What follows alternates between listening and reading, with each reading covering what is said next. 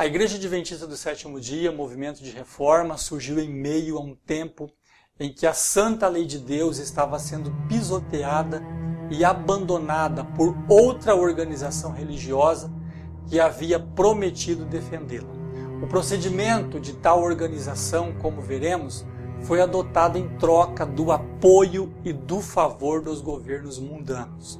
Quando apresentamos às pessoas adventistas esta verdade, surge na mente de algumas a objeção de que o erro cometido pela liderança da igreja ao transgredir os mandamentos de Deus se restringiu apenas aos líderes da Europa e que tais líderes foram disciplinados ou corrigidos pela associação geral, ficando assim a igreja como organização isenta e inculpável de tamanha transgressão ou apostasia. Neste vídeo, veremos a verdade sobre estes eventos ocorridos e como a Igreja Adventista, que foi envolvida de forma direta na transgressão deliberada da lei de Deus durante a Primeira Guerra Mundial, procura hoje ofuscar e ocultar a verdade e a realidade dos fatos. Seja bem-vindo a mais uma edição do programa Encontro com a Verdade.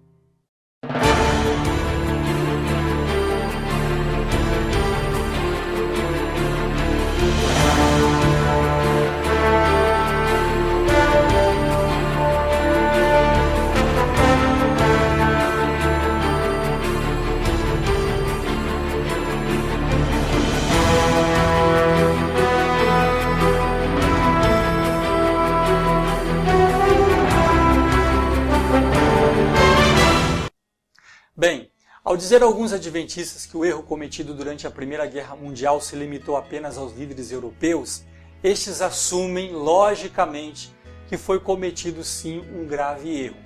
Precisamos apenas saber se esse erro foi corrigido e se os culpados do mesmo receberam a devida correção eclesiástica ou organizacional.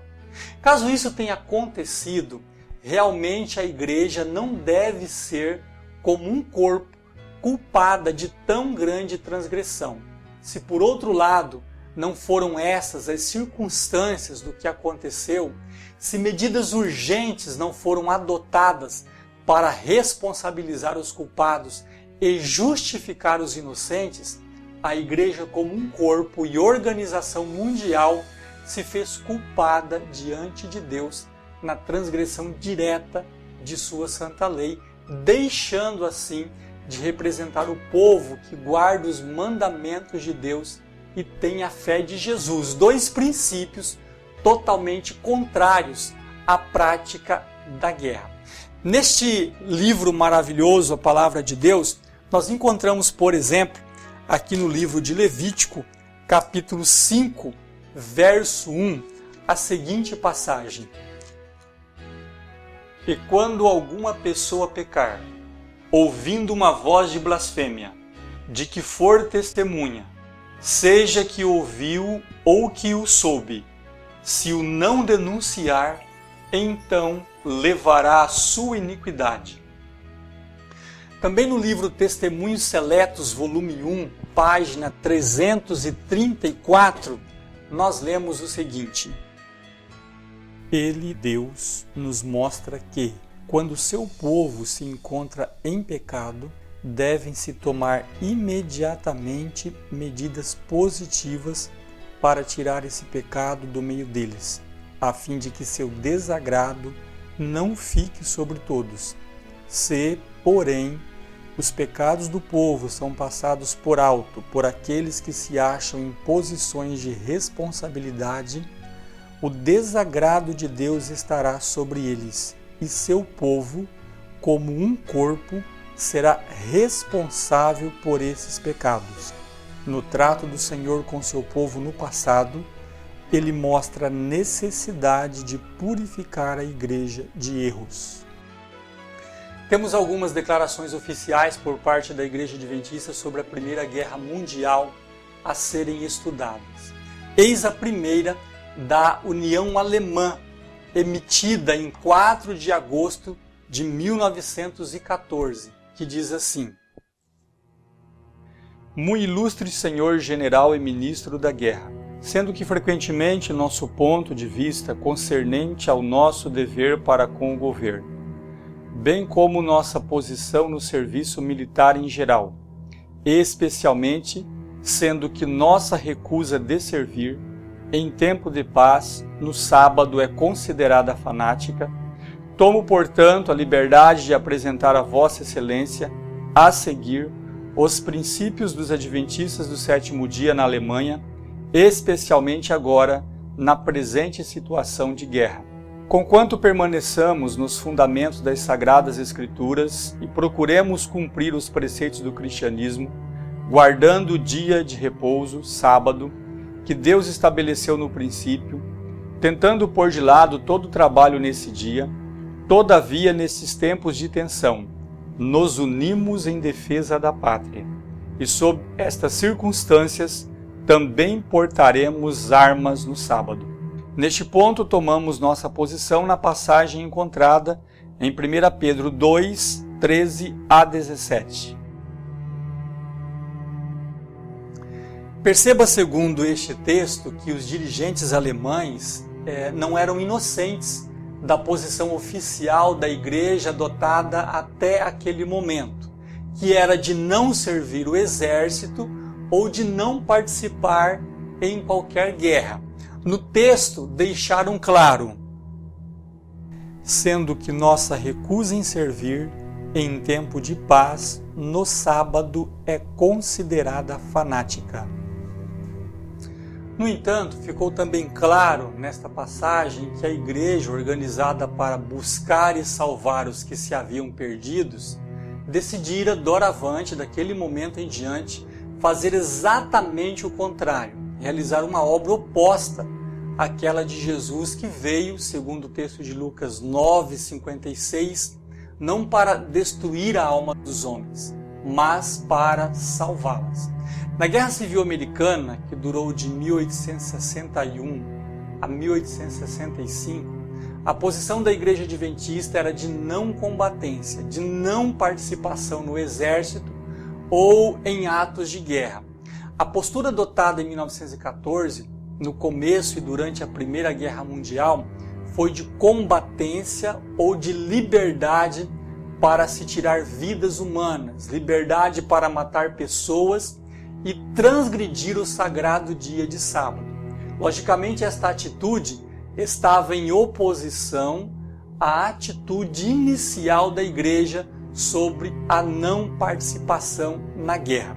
Neste livro, publicado pela Igreja Adventista, na página 27, lemos: Esta postura, assumida em 1914, em relação ao serviço de combatente, bem como ao dever no sábado, estava claramente em oposição à atitude tomada pelos adventistas durante a Guerra Civil nos Estados Unidos.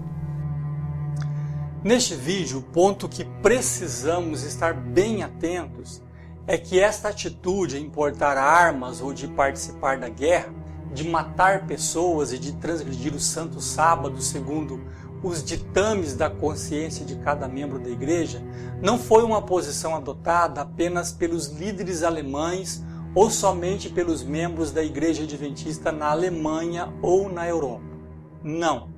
Esta decisão foi adotada e seguida por outros países, inclusive apoiada pelos irmãos da América do Norte, que através da Associação Geral, em momento algum, tomaram qualquer atitude para corrigir o problema. Isso foi declarado pelo presidente mundial da Igreja Adventista na época, Arthur Daniels. Defendendo a postura assumida pelos países envolvidos na Primeira Guerra Mundial, ele afirmou o seguinte: leia comigo o que está registrado neste livro, Protocolo da Discussão com o Movimento Opositor, página 64. Embora não tenhamos limites definidos e normas precisas com referência à posição a respeito do governo, deve deixar-se a cada um agir segundo o ditame de sua própria consciência.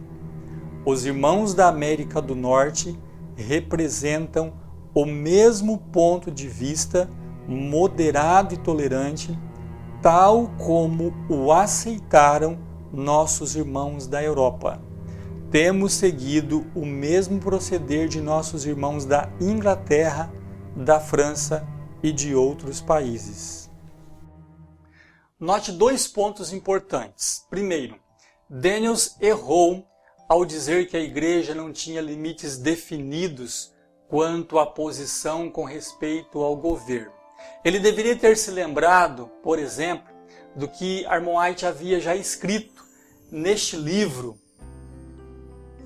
Testemunhos para a Igreja, volume 1, página 361, onde ela afirmou: "Foi-me mostrado que o povo de Deus, que é seu tesouro peculiar, não pode empenhar-se nesta guerra complicada, porque isto é contrário a cada princípio de sua fé. No exército eles não podem obedecer à verdade e ao mesmo tempo obedecer às ordens de seus superiores. Seria uma contínua violação da consciência. Se as exigências dos governantes são tais que entrem em conflito com as leis de Deus, a única questão a ser resolvida é: obedeceremos a Deus ou ao homem?" Respondendo Pedro e os apóstolos disseram: "Mais importa obedecer a Deus do que aos homens." Outro ponto é que você deve se lembrar do texto que lemos há pouco, da própria literatura adventista, afirmando que a decisão tomada pela Igreja em 1914, no início da Primeira Guerra Mundial, estava em oposição à atitude assumida durante a Guerra Civil Americana. Então, a Igreja tinha sim limites definidos e normas precisas com referência à posição a respeito do governo. Porém, na Primeira Guerra Mundial, a Igreja alterou tal posição, contradizendo e esquecendo seus próprios princípios e sua própria história. Nessa meditação matinal, lançada pela Casa Publicadora em 2015, na página 180, depois de afirmar que atualmente a Igreja mantém uma posição diferente, contraditória daquela assumida durante a Guerra Civil Americana, a meditação afirma: às vezes, a Igreja perde sua história de vista. E o segundo ponto em destaque é que, de acordo com o presidente Daniels, os líderes da América do Norte representavam o mesmo ponto de vista, moderado e tolerante, tal como aceitaram os irmãos da Europa. Veja a clareza da afirmação do presidente neste livro. Os irmãos da América do Norte representam o mesmo ponto de vista, moderado e tolerante, tal como o aceitaram nossos irmãos da Europa. Ou seja, a posição da liderança da Associação Geral nos Estados Unidos era exatamente a mesma dos líderes adventistas na Europa. A história fantasiosa de que a posição dos líderes e da Igreja Adventista nos Estados Unidos era diferente daquela adotada na Europa durante a guerra não reflete, portanto, a verdade e veracidade dos fatos. Depois da decisão tomada pelos líderes europeus em 1914, a Associação Geral, já ciente da situação que estava ocorrendo na Europa, poderia ter enviado uma nota sobre a errada decisão ali adotada e procurado corrigir tanto quanto fosse possível a dificuldade. No entanto, em novembro de 1915, a Associação Geral fez uma declaração sobre a diretriz a ser adotada pela Igreja em todos os lugares e países sobre a questão da guerra e do serviço militar. Neste livro, O Protocolo da Discussão com o Movimento Opositor, encontramos a seguinte informação. Ontem à noite, ele, o irmão Daniels, disse que eles haviam sido neutros em sua posição. E agora temos aqui uma resolução no Zionswashteter número 5, do ano de 1916. Trata-se da resolução 3 da Associação de Hessen, que diz o seguinte: os delegados da Associação de Hessen compartilham da norma bíblica da direção da obra referente ao serviço militar do tempo de paz e de guerra como exigência própria do governo, para o qual está autorizada a potestade superior instituída por Deus, segundo 1 Pedro 2, 13 e 14 e Romanos 13, verso 4 e 5. Esta posição também concorda com a Comissão Executiva da Associação Geral, que declarou em sua sessão de novembro de 1915, ao ser interrogada pelos irmãos dirigentes desse país, seu ponto de vista nesse sentido, que deixava ampla liberdade aos diferentes países da Terra de adaptar-se no futuro, como até agora, às respectivas determinações legais nesta questão civil. Lembre-se que a posição dos irmãos adventistas na Europa em 1914 era de que a Igreja deveria se submeter à autoridade militar. Esta posição recebeu o apoio da Comissão Executiva da Associação Geral, que em 1915, segundo o texto que lemos, ao contrário de desestimular a atitude adotada pela Igreja, declarou que deixava ampla liberdade aos diferentes países da Terra de adaptar-se no futuro, como até agora, às respectivas determinações legais nesta questão civil. Temos assim, segundo a declaração da Comissão Executiva da Associação Geral, em novembro de 1915, cerca de 4 meses depois da morte da irmã White, a prova clara do apoio da liderança adventista mundial ao que fora feito na Europa durante a Primeira Grande Guerra. Realmente, a irmã White havia profetizado, dizendo: eu te digo agora, que quando eu descansar, grandes mudanças vão acontecer. Sabendo do que estava ocorrendo naqueles países e conhecendo a posição da Igreja de não combatência até 1914, a Associação Geral, representada pelo seu presidente e oficiais, declarou: não enviamos à Europa nenhuma palavra de réplica. Se os líderes da Associação Geral realmente não compactuavam com as decisões tomadas na Europa, por que não enviaram sequer uma só palavra de desaprovação sobre as decisões ali adotadas? A posição, portanto, assumida pela Igreja Adventista durante a Primeira Guerra não foi apenas tomada na Europa, mas tal posição foi também adotada e defendida pela Associação Geral, que estabeleceu um critério que devia ser seguido durante a Primeira Guerra Mundial e que devia, daquele momento em diante, pautar a postura da Igreja em todos os tempos e em todos os países sobre a questão da guerra e da transgressão da santa lei de Deus, a qual era que deixava ampla liberdade aos diferentes países da Terra de adaptar-se no futuro, como até agora, às respectivas determinações legais nesta questão civil. Em uma apostila escrita por um pastor adventista, encontramos a seguinte afirmação sobre a Declaração da Associação Geral de 1915. Nesta apostila, ele afirma: tal resolução da Associação Geral não existe.